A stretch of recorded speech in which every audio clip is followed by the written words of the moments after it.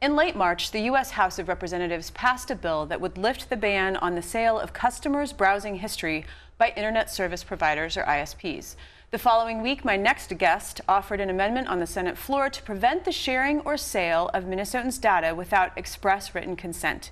To provide an update on the status of the measure, Senator Ron Latz now joins me in the studio. Welcome. Hi, Shannon.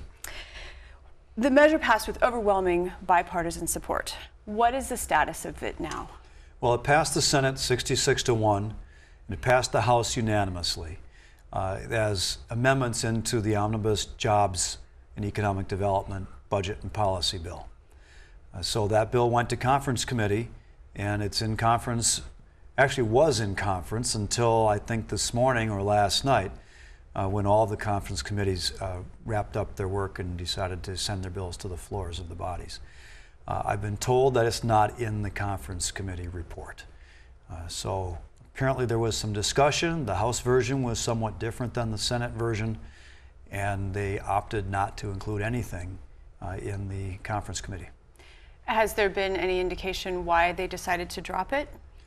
Well, what they have said is that they couldn't reach agreement on the language, reconciling the language between the House and the Senate. I've gotten the impression they weren't really trying very hard to reconcile that language. We do this all the time. There is some concern expressed that it wasn't properly vetted, but we vet policy proposals all the time in conference committees, have good testimony from stakeholders. We write language in conference committees. We work behind the scenes off the committee time to come up with language that we think the committee would agree with. So it's not the optimal process, but it is a process that we use frequently. But apparently the conference committee opted not to do that here. Well, and Senator David Osmek said that the bill needed further study.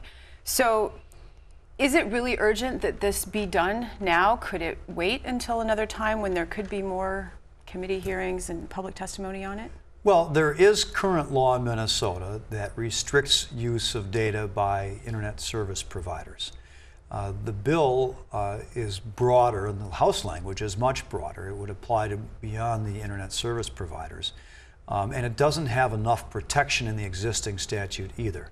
So every day that we don't have this law in effect, data is less secure, more available for commercial use, marketing, sale than it otherwise would be. I've been working with Representative Paul Thiessen, who carried the House language, to come up with a language that we think would work best since our floor amendments were added in our respective bodies. What types of information can these ISPs then be selling, and why should Minnesotans care? Well, the ISPs have access to the entire data stream that's entering the Internet. Because they hold the pipeline to our homes and our businesses.